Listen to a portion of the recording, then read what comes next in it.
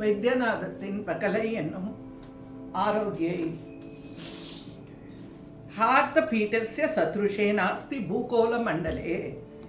இந்த பீடத்துக்கு நிகரான பீடம் பிரம்மாண்டத்திலேயே கிடையாது என்று சிவபுராணத்தின் பாதாள காண்டம் கூறுகிறது. ஆரோக்கியா வைத்தியநாதேது என்கிறது மத்ஸ்ய புராணம்.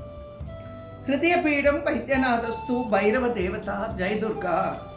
இந்த தேவி ஜெயதுர்கா மற்றும் ஆரோக்கியை இந்த தேவியே கிரிஜாவும் கூட.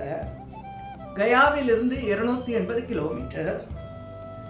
ஜார்க்கண்டில் இருக்கும் ஜோதிர்லிங்கமான வைத்தியநாதர் குடியிருக்கும் தலம். பீடத்தின் பெயர் வைத்தியநாதம். இதயம் அல்லது மார்பு அல்லது வக்ஷஸ்தலம் விழுந்த இடம்.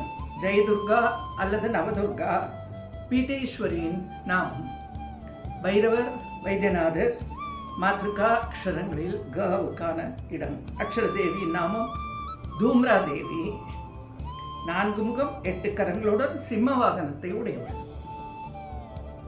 பூர்வோத்தரே பிரஜ்வலிகா நிதனே சதா வசந்தம் கிரிஜா சமேதம் சுராசுராதித பாத பத்மம் ஸ்ரீ வைத்தியநாதம் தமகம் நமாமி. கிரிஜா தேவியுடன் கூடிய ஸ்ரீ வைத்தியநாதர் கிழக்கு திசையில் உள்ள மயான பூமியில் தேவ்கரில் ஜோதிர்லிங்கமாக காட்சியளிக்கிறார். தேவ்கர் தேவர்களுடைய வீடு. இங்கிருந்து கொண்டு வைத்தியநாதரையும் அம்பிகையும் சகல தேவர்களும் தொழுகின்றனர். இந்த பூமிக்கு ஹரிதக் வனம் மற்றும் கேதகி வனம் என்ற பெயரும் உண்டு. இங்கு வடக்கு பகுதியில் பாபா காடு என்ற ஒரு சிறு காட்டு பகுதியும் சிறிய குன்று நந்தன் பர்வத் என்ற பெயரிலும் காணப்படுகிறது. கிழக்கு திக்கில் இந்த குன்று தொடர்களுக்கு திரிகூட்டி என்று பெயர். 2 சிற்றார்கள் யமுனஜோர் மற்றும் தருவா இங்கே ஓட. வைத்தியநாத தலைமை துவாரி காஷ்வரி நதிக்கரையில் உள்ளது. பகவான் பரமேஸ்வரனே வைத்தியநாத மகாத்மியத்தில் தான் ரணகண்டம் என்னும் இந்த உத்தமமான க்ஷேத்திரத்தில் வைத்தியநாத லிங்கமாக நிவாசிக்கிறேன் என்று கூறுகிறார். சிவ உவாச்ச ரணகண்ட இதிக்யாதம் க்ஷேத்திர அதியுத்தமோத்தமம் விமலே வைத்தியநாதாகயே தல்லிங்கே நிவாச பயகம். ரணகண்டம் என்னும் உத்தமமான இந்த கஷேத்திரத்தில் வைத்தியநாத லிங்கமாக நிவசிக்கிறேன், நான் வசிக்கிறேன் என்று பார்வதி தேவியை விமலே என்று அழைத்து சுவாமி கூறுகிறார். இந்த தலத்திற்கு தொடர்புடைய கதை ராவணனை மையமாக கொண்டது. ராவணேஸ்வரன் லங்காதிபதி சிவநேச செல்வன் தன் தாயாரின் பூஜைக்காக கைலை மலையை தூக்கி இலங்கையில் கொண்டு வந்து வைக்க வேண்டும் என்று நினைத்து கைலாயத்தை தூக்கும் போது அவன் கர்வத்தை அடக்க சுவாமி தன் கால் பெருவிரலால் அழுத்த ராவணேஸ்வரின் கரம் மலைக்கடியில் மாட்டிக்கொண்டது. மகா சிவபக்தனான அவன் தன்னுடைய தலையை கொய்து வீணையின் குடமாக்கி தன் கரத்தை அத்துடன் பொருத்தி தன் நரம்புகளை வீணையின் தந்தியாக்கி சாமகானம் பாடி ஈசனை மகிழ்விக்கிறான். பரமதயாளுவான சுவாமி அவனுக்கு தன் ஆத்மலிங்கத்தை கொடுத்து லங்கைக்கு எடுத்துச் செல்லுமாறு பணித்தார். பகவானின் ஆத்மலிங்கத்தின் பலத்தால் அசுரனின் செல்வாக்கு கூடும் என தேவர்கள் பயந்தனர். இலங்கை செல்லும் வழியில் சூரியாஸ்தமனத்தின் போது சந்தியாவந்தனம் செய்ய வேண்டி ராவணனின் ஆத்மலிங்கத்தை கீழே வைக்கக்கூடாதென யாரிடமாவது கொடுக்க நினைத்தான். அவ்விடம் ஏற்கனவே மாடு மாய்த்து கொண்டிருந்த கணபதி தன் தகப்பனாரின் ஆத்மலிங்கத்தை கையில் ஏந்தி கொள்கிறார். கனம் தாங்க முடியாவிட்டால் கீழே வைத்து விடுவேன் என்று ராவணனை பயமுறுத்துகிறார். பின் ராவணன் நதியில் இறங்கியதும் லிங்கத்தின் பாரம் தாங்க முடியாதது போல ராவணா ராவணா ராவணா என்று மும்முறை அழைத்துவிட்டு ராவணன் ஓடி வருவதற்குள் லிங்கத்தை கீழே வைத்து விடுகிறார். ஓடி வந்த ராவணன் தன் பலம் முழுவதும் பிரயோகித்தும் பகவானை அசைக்க முடியாமல் பரிதவிக்கிறான். உடல் முழுவதும் அடிபட்டு ரத்தம் சிந்திய அரக்கனை அன்புடன் தேற்றி அவன் காயங்களை ஆற்றி வைத்தியநாதன் ஆகிறார் சுவாமி. தான் இங்கேயே ஜோதிர்லிங்கமாக மாறி காட்சி தருவதாகவும் ராவணன் இலங்கையிலிருந்து இந்த திசையை நோக்கி தன்னை வணங்கலாம் என்றும் கூறுகிறார். ராவணனுக்கு பிறகு பைஜு என்பவரால் பூஜிக்கப்பட்டு பிஜுநாத் ஆகி பின்பு வைத்தியநாத் ஆகியிருக்கிறார் சுவாமி. இந்த ஜோதிர்லிங்கத்தை தரிசித்த மனிதன் எல்லா பாவங்களிலிருந்தும் விடுபட்டு புண்ணியாத்மா ஆகிறான். பாவங்களை தொலைக்க நாம் வைத்தியநாத கஷேத்திரத்துக்கு செல்ல வேண்டும். காசியில் செய்த பாவம் கூட வைத்தியநாத கஷேத்திரத்தில் மறைந்துவிடும். பூஜிதோக வில்வத்ரே வைத்தியநாதோ மகேஸ்வரி. சிவரகசியத்தில் கூறியபடி வில்வபத்திரத்தினால் வைத்தியநாத கஷேத்திரத்தில் அப்பனை பூஜித்தால் அவர் அருளுக்கு பாத்திரமாகும். திரிதல திரிகுணாகர திரிநேத்ரச்ச திரிதாயுதம் திரிஜன்ம பாப சம்மஹாரம் ஏகபில்வம் சிவாத்மனம்.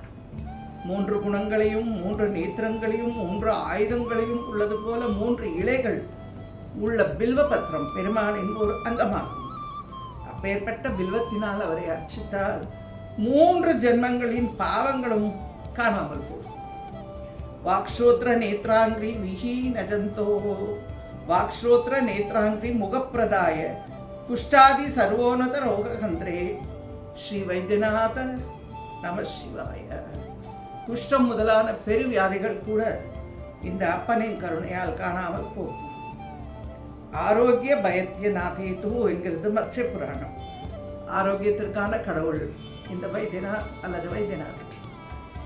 இந்த தலத்திலிருந்து 108 கிலோமீட்டர் தூரத்தில் சுல்தான்கஞ்ச் என்னும் இடத்தில் கங்கா மாதா உத்தரவாகினியாக பிரவாகிக்கிறார்.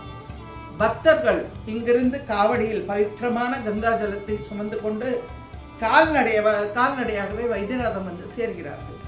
அவர்களுடைய ஸ்ரத்தையும் பக்தியும் எழுத முடியாத ஒன்று. ஸ்ராவண மாதத்தில் இந்த கங்கா ஸ்நானம் மிகவும் சிறந்ததாக கருதப்படுகிறது. ஏனென்றால் இந்த மாதத்தில் தான் தேவர்களும் அசுரர்களும் பார்க்கடலை கடந்து அமிர்தத்தை தேடினர்.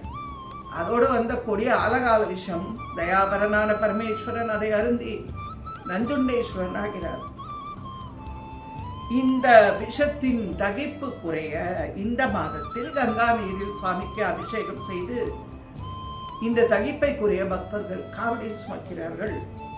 காவி வஸ்திரம் அணிந்து ஆண்கள், பெண்கள், குழந்தைகள், வயோதிகர்கள் என்று வரிசை உடையாமல் செல்லும் கூட்டத்தில் கால்கடுக்க நின்று நிதானமாக முன்னேறி சுவாமிக்கு அபிஷேகம் செய்கிறார்கள். 7 லட்சம் ஜனங்களுக்கு மேல வருவதாக கூறுகிறார்கள். ராவணன் ஹரித்வாரிலிருந்து இங்கே காவடி சுமந்து வந்தாராம். ஸ்ரீராமன் பட்டாபிஷேகம் முடிந்ததும் சீதாதேவியுடனும் தம்பியருடனும் இங்கு வந்து காவடியில் சுமந்து வந்த கங்கா ஜலத்தில் சுவாமிக்கு அபிஷேகம் செய்திருக்கிறார். பம் போலே என்று கேட்கும் மந்திரம் பம் பம் போலே, இதை கோஷிக்கிறார்கள். பஞ்சாட்சர மந்திரத்தை போல பம் என்பதும் ஒரு மகா மந்திரம். இதில் பகவான் சங்கரன் மட்டுமல்ல, பிரம்மாவும் விஷ்ணுவும் அடங்கியிருக்கிறார். பம் மந்திரம் இந்த மந்திரில் இந்த கோவிலில் எப்பொழுதும் ஒலித்துக் கொண்டே இருக்கிறது. சுவாமிக்கு அனுதினமும் சாயரட்சியில் ஸ்ருங்கார பூஜா நடக்கிறது. நாள் முழுதும் நீரை கொட்டி கொட்டி அபிஷேகித்தவருக்கு எண்ணெய் தடவி ஸ்நானம் செய்விக்கிறார்கள். பிறகு அழகான பூக்களவான அலங்காரம் பகுடம் போல் பூக்களினால் செய்து இவர் தெய்வங்களுக்கெல்லாம் தெய்வம் என காட்டுகிறார்கள். அதற்கு பிறகு ஆரத்தி நடக்கிறது. சுவாமிக்கு ஸ்நானம் செய்து சுத்தம் செய்த பின் வியர்ப்பது அவர் ஜோதிர்லிங்கம் என்பதை காட்டுவது. அந்த வியர்வையில் சந்தனத்தை பூசுகிறார்கள். இதற்கு தாம் சந்தன் என்று பெயர். ஜோதிர்லிங்கத்தில் ஏதோ ஒரு ஜோதி கண்டிப்பாக இருக்க வேண்டும் அல்லவா? அவருடைய விமானம் அஷ்டதள கமலம் போன்ற ஒரு அமைப்பை உடையதாகும். அதிலிருந்து சொட்டு சொட்டாக நீர் சுரக்கிறது. இந்த விமானத்தில் சந்திரகாந்தமணி இருப்பதாக கூறுகிறார்கள். நிறைய தடவை அழிந்துபட்டு கோவில் புத்துயிர் பெற்றிருக்க கித்தோர் ராஜா இந்த கோவிலின் கலசத்தை தங்கத்தால் செய்து கொடுத்திருக்கிறார். இந்த மந்திர் பூர்ணமல் என்பவரால் 1596ஆம் ஆண்டு கட்டப்பட்டதாக கூறுகிறார்கள். சுவாமி இருக்கும் இடம் சிதாபூமி, அதாவது மயானம். சுவாமி உருண்டையான வடிவம், காண கிடைக்காத ஒரு உருவம், மேல்பாகம் சிறு உடைந்து சிறிய மூர்த்தி, தாந்திரிகர்களுக்கு ஏற்ற இடம்.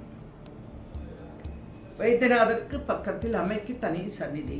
சில படிகள் மேலே ஏறி செய்ய வேண்டும்.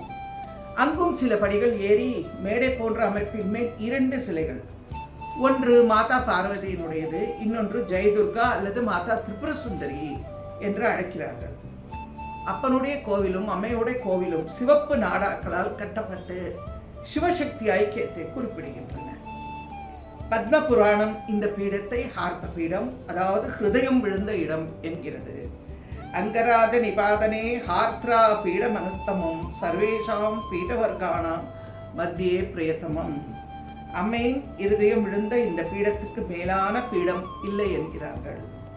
குப்ஜிகா தந்திரம், காளிகா ரகசியம், ருத்ரயாமலம் ஆகிய நூல்களில் இப்பீட மகிமை பேசப்பட்டிருக்கிறது. ஜெயதுர்கா, திரிபுர சுந்தரி இவர்கள் எல்லாரும் கருப்பு சிலைகள், அதிகமான அலங்காரம் இல்லை. அம்மைக்கு கங்கா ஸ்நானம் நடந்து கொண்டே இருக்கும் போல தோன்றியது. இங்கேயும் தள்ளுமுழுதான். எப்படியோ அன்னை ஜெயதுர்காவை நான் படம் பிடித்து விட்டேன். என்னுடன் வந்த பண்டிட்ரியுடன் தம்பி இந்த கோவில்களில் என்னை அழைத்து கொண்டு போய் தரிசனம் செய்து வைத்தார். சுவாமி அம்மைக்கு கட்ட வேண்டி கொடுத்த வேஷ்டி புடவை சுவாமி அம்பாள் மேலே வைத்து பண்டிட்ரி எடுத்துக்கொண்டார். எனக்கு ஒன்றும் தோன்றவில்லை, சிரிப்பாக வந்தது. வழக்கம் போல அலுவலகத்திற்கு போனேன். அங்கிருந்தவருக்கு ஒன்றும் தெரியவில்லை. சரி, சக்திபீட தரிசனம் கிடைத்து விட்டது. அன்னை ஜெயதுர்கா. இந்த துர்கையை பற்றி மைத்ராயினி சமீதை விவரமாக உரைக்கிறது. அன்னையின் இதயம் விழுந்த இடம். இதயம் என்று ஒன்று இல்லை என்றால் வாழ முடியுமா? உடலின் முக்கியமான ஒரு பாகம் அல்லவா? அன்னை வைத்தியை, வகலை, வைத்தியருடைய மனைவியும் வைத்தியாகத்தானே இருக்க வேண்டும். ஆரோக்கியத்தை தரும் அம்மை பதிவுடன் மகிழ்ச்சியாக இருப்பது எப்படி என காண்பித்து நம் மன ஆரோக்கியத்தையும் வளர்க்கும் வகலை ஆகிறாள். அன்னையை விமலே, அம்பிகை, சண்டி, கௌரி என்று சுவாமியை அழைக்கிறார். என்னுடைய புத்தி என்கிற புத்திரியை உமக்கு கௌரி அன்னையை போல கன்னிகாதானம் செய்து ஹிருதயமாக வீட்டை உமக்கு கொடுக்கிறேன் என்கிறார் சங்கர். திரிபுரேதி நாம கலே தஸ்தே சன்யோகுதகா என்கிறார் துர்வாசர்.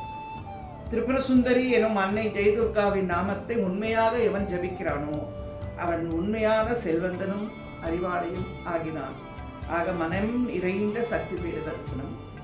மகாராஷ்டிராவில் இருக்கும் பரளி வைத்தியநாதரும் ஜோதிர்லிங்கம் என கூறுகிறார்கள். பரளி என்பது ஒரு ஸ்ரீ கிராமம். பர்பானிக்கு மிகவும் அருகில் இருக்கிறது. ஒரு சிறு மலையில் உள்ள கோவில். 20 படிகள் மேலே ஏறி போனால்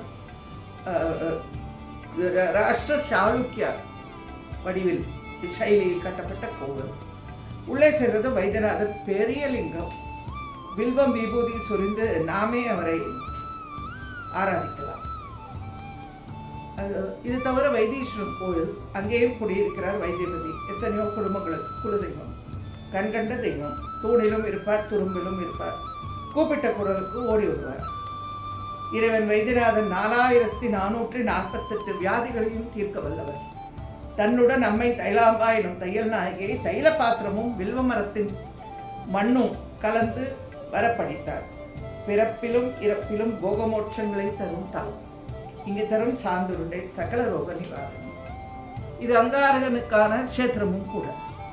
தீராத நோய்களை தீர்த்து மந்திரமும் தந்திரமும் மருந்துமாகி வைத்தீஸ்வரன் இங்கு கூடியிருக்கிறார். ஏற்கனவே ஹிமாலயத்தில் வைத்தியநாதரை நாம் தரிசித்திருக்கிறோம். ஆக 4 இடங்களில் வைத்தியநாதரின் தரிசனம் நம் பாப்பம் போக்கி ஆரோக்கியம் ஆயுளும் கிடைக்க செய்யட்டும். நம் அன்னை ஜெயதுர்கா எனும் ஆரோக்கியம் நமக்கு எல்லா மனோரதங்களையும் நிறைவேற்றட்டும். அவர் குடியிருக்கும் வைத்தியநாத் தாம் தரிசனம் கிட்டியது அவர் அருளால் மட்டுமே. ஜெய ஜெயதுர்கா.